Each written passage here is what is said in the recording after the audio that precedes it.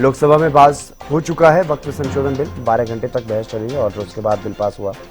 Bill के पक्ष में 288 वोट पड़े और बिल के विरोध में पड़े 232 वोट।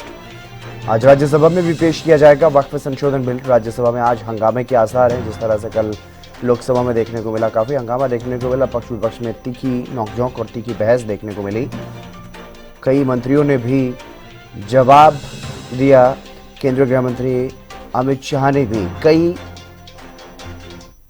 स्पष्टीकरण जो है वो दिए हैं चर्चा के दौरान। पुराने कानून के मुताबिक आपको बता दें, सेक्शन 40 में रीजन टू बिलीव के तहत अगर वक्फ बोर्ड किसी प्रॉपर्टी पर दावा करता है तो उस जमीन पर दावा करने वाले सिर्फ ट्रिब्यूनल में जा सकते थे, लेकिन अब ऐसा नहीं होगा। पुराने कानून में वक्फ ट्रिब्यूनल का फैसला आखिरी माना जाता है, उसे चुनौती नहीं दी जा सकती, लेकिन अब उसे चुनौती भी दी जा सकेगी। और वक्फ ट्रिब्यूनल का फैसला जिस तरह से पहले आखिरी मान लिया जाता था, और अगर किसी भी जमीन पर मस्जिद हो या फिर उसका उपयोग इस्लामिक उद्देश्य के लिए हो रहा हो तो वो ऑटोमेटिक वक्फ की संपत्ति मानी जाती थी, लेकिन अब ऐसा नहीं होगा।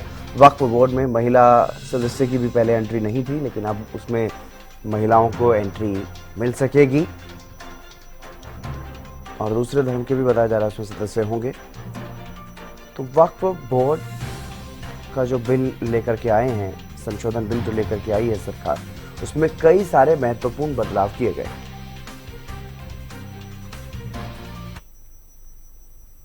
अल्पसंख्यक मामलों के मंत्री किरेन रिजिजू ने वक्फ संशोधन बिल 2024 को लोकसभा में पेश किया और किरेन रिजिजू ने इसे उम्मीद नाम दिया। वहीं बिल को केंद्र की सरकार में शामिल टीडीपी, जेडीयू और एलजेपी का भी समर्थन मिला। बिल पर केंद्रीय गृह मंत्री अमित शाह ने भी अपना वक्तव्य पेश किया। उन्होंने कहा कि वक्फ बिल में जो संशोधन बिल लेकर के आए हैं उसमें कुछ भी गैर मुस्लिम नहीं है, ऐसा कोई प्रोविजन नहीं है। वोट बैंक के लिए माइनॉरिटीज को डराया जा रहा है। अमित शाह ने कहा कि एक सदस्य ने कहा है कि बिल को माइनॉरिटीज स्वीकार नहीं करेंगे। धमकी दे रहे हो क्या? संसद का कानून है, स्वीकार करना ही पड़ेगा। सरकार ने अमेंडमेंट्स आए, अब बिल किरण भाई का है, मगर मैं कह सकता हूं कि वक्फ का 2013 का अमेंडमेंट न किया होता तो ये बिल लाने की शायद जरूरत न पड़ती। सब कुछ अच्छा चलता था। 14 में चुनाव आने वाला था, 13 में रातों रात तुष्टीकरण करने के लिए वक्फ कानून को एक्सट्रीम बना दिया। और मान्यवर, इसके कारण क्या हुआ? इसके कारण दिल्ली लुटियन की 123 वीवीआईपी संपत्ति कांग्रेस सरकार ने जब चुनाव मुहाने पर थे, 25 दिन दूर था, वक्फ को देने का काम कर दिया। दिल्ली वक्फ बोर्ड ने उत्तरी रेलवे की भूमि वक्फ के नाम घोषित कर दी।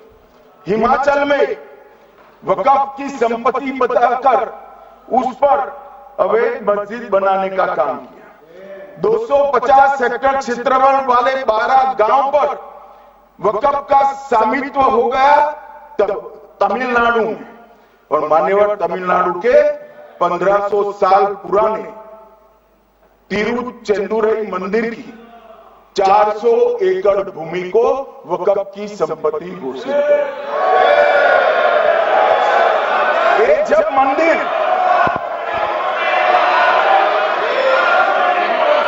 वक्फ बोर्ड का जो प्रावधान किसी मस्जिद, किसी मंदिर, किसी धार्मिक स्थल का व्यवस्था का कोई लेना देना नहीं है। ये सिंपली एक प्रॉपर्टी का मैनेजमेंट का विषय है।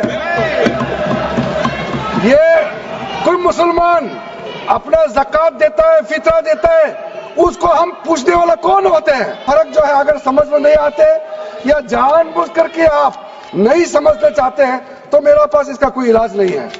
ज्वाइंट पार्लियामेंट्री कमेटी बनी। अगर कमेटी ने कोई बदलाव ही नहीं करने हैं तो ये कांग्रेस जैसी कमेटियां नहीं, हमारी लोकतांत्रिक कमेटी है मान्यवर, जो दिमाग चलाती है। कांग्रेस के जमाने में कमेटियां होती थी जो थप्पा लगाती थी। हमारी कमेटी चर्चा करती है, चर्चा के आधार पर विचार करती है और परिवर्तन करती है। अगर परिवर्तन को स्वीकार ही नहीं करना है तो कमेटी काहे को लिए है भाई? धारा 25 का क्लॉज 2 भी पढ़ लीजिए मेरे साथ। सर मैं आपके सामने पढ़ना चाहता हूं। Nothing in this article shall affect the operation of any existing law और prevent the state from making any law regulating or restricting any economic, financial, political or other sectoral activity which may be associated with the religious practice।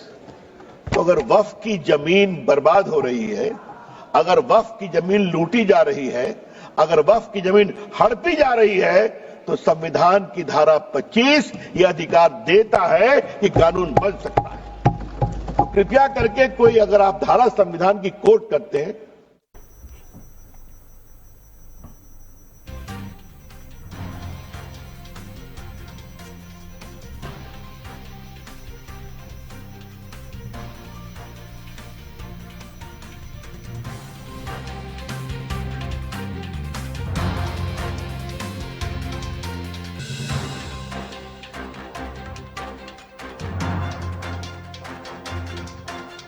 इनका अगर बात की जाए तो 8 अगस्त 2024 को पहली बार पेश हुआ था। 9 अगस्त को जेपीसी में भेजा गया और इसमें वोटिंग हुई है। कल लोकसभा में पक्ष में 288 वोट पड़े हैं तो विपक्ष में 232 वोट पड़े हैं। कुल वोट 520 पड़े, जिसमें से पक्ष में 228 मतों के साथ इसको लोकसभा में इस बिल को पास किया गया है। और अब राज्यसभा की बारी है। राज्यसभा में आज ये बिल पेश किया जाएगा, राज्यसभा में भी चर्चा होगी। इससे पहले जेपीसी में काफी विस्तृत मंथन हुआ है। जॉइंट पार्लियामेंट्री कमेटी इस मुद्दे पर बनी, इस बिल को लेकर के बनाई गई, जिसमें विचार विमर्श किया गया।